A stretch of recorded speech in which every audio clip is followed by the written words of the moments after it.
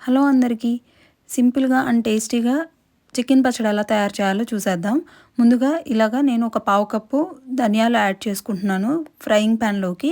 వీటిని లో ఫ్లేమ్‌లో పెట్టి ఫ్రై చేసుకోవాలి. ఇప్పుడు ఇందులోనే మనం దాల్చిన చెక్క కూడా యాడ్ చేస్తున్నాను, ఒక టేబుల్ స్పూన్ వరకు. సో ఇది కూడా ఫ్రై అవుతున్న తర్వాత స్టార్ అనాస 2, అలాగే మరాఠీ మొగ్గ 2, ఒకటి నల్ల యాలుక్కాయ ఉంటుంది కదా అది, కొంచెం జాపత్రి, ఒక బిర్యానీ ఆకు, అలాగే టీ స్పూన్ జీలకర్ర కూడా యాడ్ చేసుకోవాలి. ఇప్పుడు 4 మిరియాలు, అలాగే 4 లవంగాలు యాడ్ చేసుకోండి. ఎక్కువ లవంగాలు మిరియాలు యాడ్ చేసినట్టయితే స్పైస్ ఎక్కువైపోతుంది. కొంచెం సోంపు కూడా యాడ్ చేసుకున్నాను. వీటన్నిటిని లో ఫ్లేమ్లో పెట్టుకొని ఇలా కంటిన్యూస్గా తిప్పుకుంటూ కలర్ చేంజ్ అయ్యేంత వరకు ఫ్రై చేసుకోవాలి. ఫైనల్గా మనకి బాడీ హీట్ అవ్వకుండా ఉండడం కోసం కొంచెం గసగసాలు కూడా యాడ్ చేసుకుంటున్నాను నేను ఇక్కడ. ఒక టేబుల్ స్పూన్ గసగసాలు యాడ్ చేసుకొని వీటన్నిటిని ఒక బౌల్లోకి తీసుకొని చల్లార్చుకోవాలి. ఇప్పుడు నేను ఇక్కడ 1/2 కిలో చికెన్ తీసుకుంటున్నాను. ఈ మెజర్మెంట్స్ అన్ని 1/2 కిలో చికెన్కి. చికెన్ని బాగా క్లీన్ చేసి వాటర్తో వాష్ చేసిన తర్వాత దాన్ని నేను ఇలా ప్యాన్లో యాడ్ చేసుకున్నాను అనమాట. ఇప్పుడు దాంట్లో నుంచే వచ్చే వాటర్ తోటి చికెన్ని కుక్ అవ్వనివ్వాలి.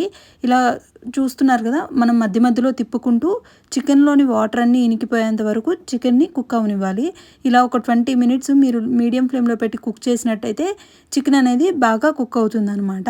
ఇప్పుడు దాన్ని పక్కకు తీసేసి అదే ప్యాన్లో నేను ఇక్కడ ఒక పావు కప్పు ఆయిల్ యాడ్ చేసుకున్నాను. ఈ ఆయిల్ కాగాక మనం ముందుగా ఉడికించుకున్న చికెన్ ఏదైతే ఉందో దాన్ని యాడ్ చేసేసి లో ఫ్లేమ్లోనే దీన్ని బాగా కలర్ మారేంత వరకు ఫ్రై చేసుకోవాలి. ఇక్కడ మీరు జాగ్రత్తగా ఏం చేయాలంటే, మీరు హై ఫ్లేమ్లో పెట్టి కనుక దీన్ని బాగా ఫ్రై చేసినట్టయితే ముక్క గట్టిగా అవుతుంది. మీరు ఇలాగా లో ఫ్లేమ్లో పెట్టేసి ఉడికించినట్టయితే ముక్క ఉడుకుతుంది, అలాగే గట్టి పడదు. మధ్య మధ్యలో కలుపుకుంటూ చికెన్ని వేయించేసుకోవాలి. అయితే ఇది 10 నిమిషాల టైంలో మనకి వేగిపోతుంది.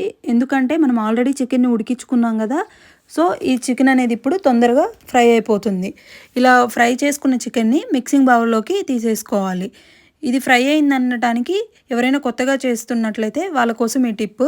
ఇలా ఆయిల్ అనేది మనకి బాగా నురుగులాగా వస్తున్నట్లయితే ఇది ఫ్రై అయినట్టు. ఈ స్టేజ్లో మీరు దీన్ని మిక్సింగ్ బౌల్లోకి తీసేసుకోవచ్చు. ఇప్పుడు దీంట్లోకి అల్లం వెల్లుల్లి పేస్ట్ని నేను ఒక పావు కప్పు వరకు అల్లం వెల్లుల్లి పేస్ట్ని ప్రిపేర్ చేసుకున్నాను. అయితే ఇక్కడ వాళ్ళైతే చైనీస్ అల్లం ఉంటుంది కదా, దాన్ని యాడ్ చేసుకున్నట్టయితే అది ఘాటు తక్కువగా, అలాగే గ్రేవీ ఎక్కువగా వస్తుంది. అదే ఇండియాలో వాళ్ళైతే మామిడి అల్లం కొంచెం యాడ్ చేసుకున్నట్టయితే మంచి ఫ్లేవర్ఫుల్గా ఉంటుంది, అలాగే ఘాటు కూడా కొంచెం తక్కువగా అనిపిస్తుంది.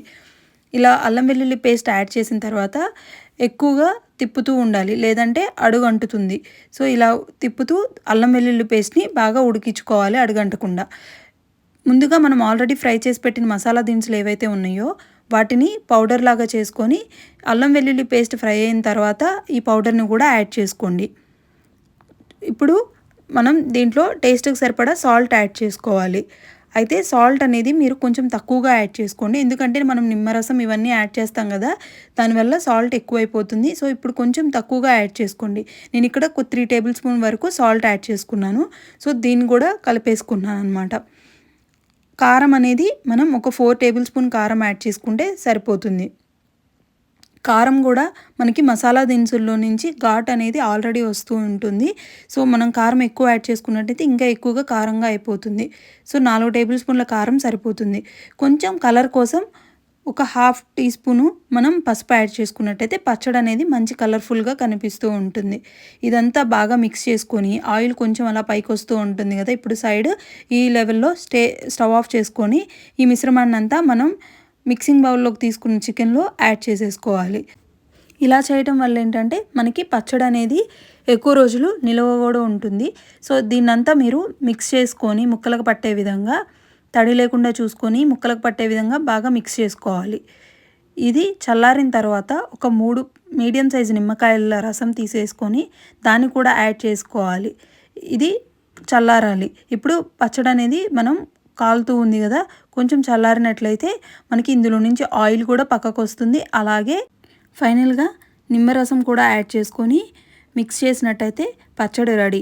అయితే దీన్ని ఒక రోజు తర్వాత తిన్నట్టయితే ముక్కలకి ఉప్పు కారం అనేది బాగా పడుతుంది, అలాగే మనకి ఆయిల్ అనేది కూడా బాగా వస్తుంది. రైస్లో కానీ మనకి రోటీలో కానీ కలుపుకోవడానికి బాగుంటుంది అనమాట. ట్రై చేసి ఎలా వచ్చిందో తప్పకుండా కమెంట్ చేయండి. Thank you for watching.